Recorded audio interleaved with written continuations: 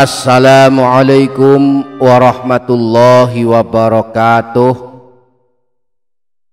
Bismillahirrahmanirrahim. Alhamdulillahi rabbil alamin. Allahumma sholli ala sayyidina Muhammad wa ala ali sayyidina Muhammad. Amma ba'du. Para sahabat channel YouTube Doa 2 Menit, di dalam kitab Majmu'atur Rasail, Imam Al-Ghazali menyebutkan bahwa ada 4 adab yang perlu kita lakukan sebelum kita tidur. Beliau menjelaskan adab atau tata krama ketika akan tidur adalah bersuci sebelum tidur. Tidur pada posisi miring ke kanan, berzikir kepada Allah hingga tertidur, dan berdoa kepada Allah serta memujinya ketika bangun tidur. Yang pertama dan yang kedua, bersuci sebelum tidur dan tidur pada posisi miring ke kanan. Rasulullah Shallallahu Alaihi Wasallam pernah bersabda, "Idza ataita madja'aka fatawadda wudu'aka lis-shalah, tsumma taji ala shikikal aiman." Jika engkau akan mendatangi tempat tidurmu, maka berwuduklah seperti wuduknya untuk sholat, lalu berbaringlah pada sisi kanan badanmu.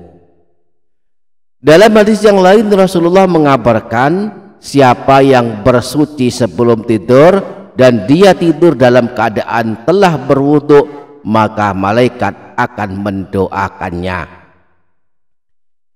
Yang ketiga dan yang keempat, adab sebelum tidur adalah berzikir kepada Allah baik sebelum tidur maupun saat bangun tidur.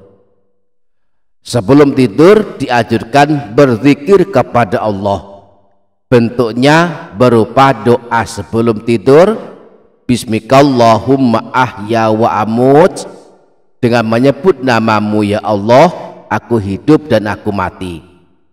Juga dianjurkan membaca istighfar, Astaghfirullahalazim alladzi la ilaha illa huwal hayyal qayyum wa atubu ilaih. Siapa yang membaca istighfar sebelum tidur diampuni jutaan dosanya. Bahasa Rasulullah menyebutnya diampuni dosanya walau sebanyak buih di lautan. Dan buih di lautan tak satu pun yang bisa menghitungnya, sebagai gambaran betapa banyaknya dosa. Rasulullah Shallallahu Alaihi Wasallam pernah bersabda, "Man qala hina ya'wi ila firashihi astaghfirullahal azim alladzi la ilaha illa huwal hayyal qayyum wa atubu ilaih thalatha marrat." Siapa saja yang ketika akan tidur dia membaca istighfar ini sebanyak 3 kali, Astaghfirullahal azim alladzi la ilaha illa huwal hayyal qayyum wa atubu ilaih, ghafarallahu dzunubahu wa in kanat mithla zabatil bahri. Maka Allah akan mengampuni dosa-dosanya meskipun dosa-dosanya ada sebanyak buih di lautan. Nah, termasuk amalan sebelum tidur yang telah dicontohkan Rasulullah adalah membaca Al-Quran. Rasulullah tidak tidur sebelum membaca surah Tabarak dan surah Alif Lam Mim Tanzil. Sebagaimana disebutkan dalam hadis riwayat Imam Tirmidzi dari Sayyidina Jabir, bahwa baginda Nabi Rasulullah Shallallahu Alaihi Wasallam tidak tidur sehingga terlebih dahulu membaca surah Alif Lam Mim Tanzil dan surah Tabarak atau surah Mulk.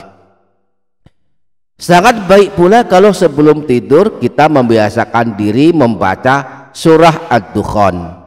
Membaca surah Ad-Dukhan pada suatu malam meskipun hanya 1 kali saja akan mengundang turunnya malaikat mendoakan kita, memintakan ampunan atas dosa-dosa kita.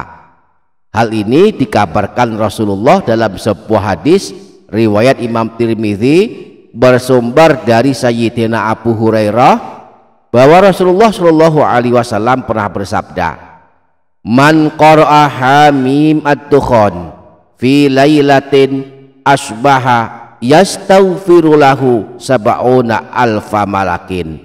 Barang siapa yang membaca surah ad-dukhan pada suatu malam, maka pada pagi harinya 70.000 malaikat akan beristighfar untuknya, memohonkan ampunan kepada Allah untuknya. Inilah keutamaan membaca surah ad-dukhan setiap malam, yakni pagi harinya ada ribuan malaikat sedang sibuk beristighfar, memohonkan ampunan untuk orang yang membacanya.